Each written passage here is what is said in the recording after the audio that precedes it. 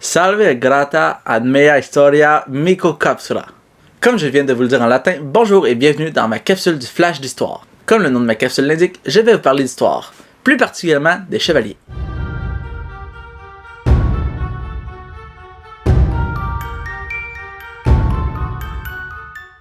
Un moine dans les alentours du 11e siècle aurait décrété Non milita sed militia, ce qui veut dire la chevalerie signifie méchanceté. Le serment du chevalier est un serment dicté à haute voix par l'écuyer qui veut devenir chevalier. Le premier serment, tu croiras en tous les enseignements de l'Église et respecteras ses commandements. Le deuxième, tu protégeras l'Église. Le troisième, tu respecteras tous les faibles et t'en construiras le défenseur.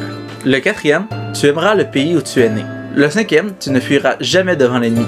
Le sixième, tu combattras les infidèles avec acharnement. Le septième, tu rempliras tes devoirs féodaux à condition qu'ils ne soient pas contraires à la loi divine. Le huitième, tu ne mentiras jamais et seras fidèle à ta parole. Le neuvième, tu seras libéral et généreux.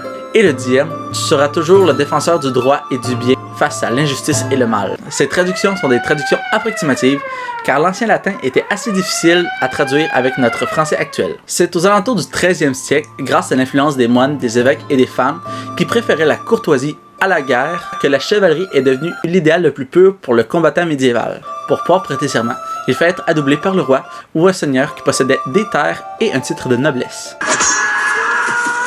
Les armes offensives souvent utilisées étaient les lances et les épées, mais les armes comme les haches, les fléaux d'armes, les masses d'armes et les dagues étaient souvent utilisées lors des batailles. Ensuite, on retrouve la catégorie des armes à distance comme l'arbalète, qui était si redoutable avec son carreau qui pouvait transpercer une armure de part en part que le concile de 1139 avait tenté d'en interdire l'usage contre d'autres chrétiens, mais en vain. Par la suite, il y avait le grand arc gallois qui avait une cadence de tir encore plus rapide, ce qui explique les ravages contre les armées françaises pendant la guerre de 100 ans. Les épées du 11e et 12e siècle étaient massives. Elles étaient souvent longues d'environ 1 mètre et pesaient plus d'1 kilo. Elles avaient ces dimensions car on les utilisait aussi bien en frappant avec la pointe de la lame qu'avec le double tranchant de celle-ci. La poignée était principalement faite de bois ou de corne recouvert de cuir. Le pommeau était une partie au bout de l'épée qui servait à équilibrer l'arme. Il était plus ou moins ouvragé, tout dépendait de la richesse de la personne qui venait passer commande. La fabrication d'une bonne et belle épée élastique, tranchante et robuste pouvait prendre plus de 200 heures de dur labeur. On comprend mieux le prestige dont jouissait le métier de forgeron.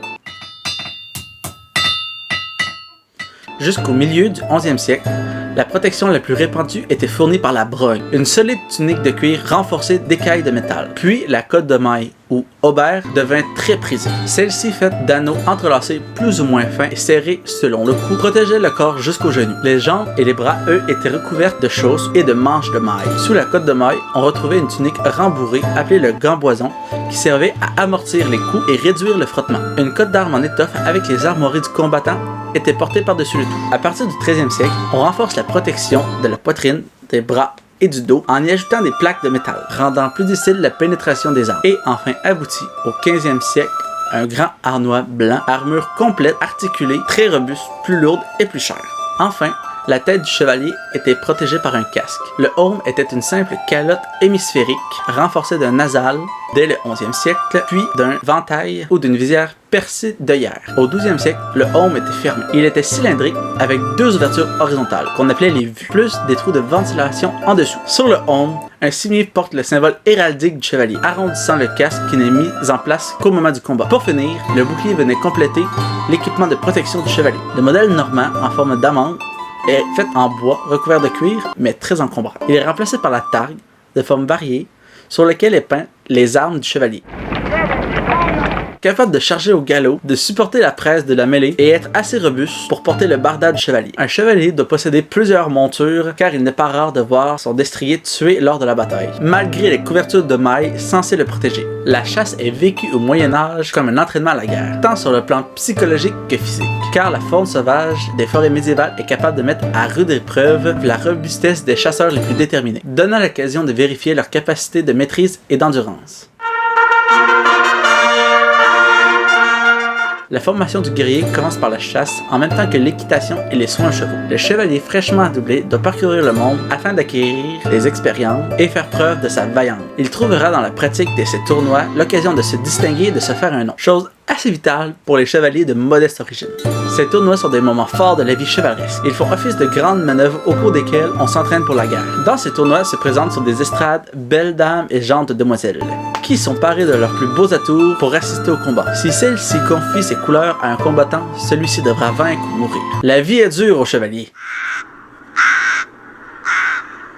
Le château fort lié à l'histoire de la chevalerie disparaît, impuissant à résister longtemps au changement de l'art de la guerre et des mentalités. Les déboires de la chevalerie lors des grandes défaites de la guerre de 100 ans montrent la montée en puissance de l'artillerie et de l'infanterie. Le temps et l'histoire ont fait leurs œuvres. La chevalerie disparaît en tant qu'institution, mais ses idéaux et son modèle sont encore présents dans notre société. Si la chevalerie est absente de nos jours, l'est-elle réellement dans le cœur des hommes? Merci à tous d'avoir suivi ma vidéo.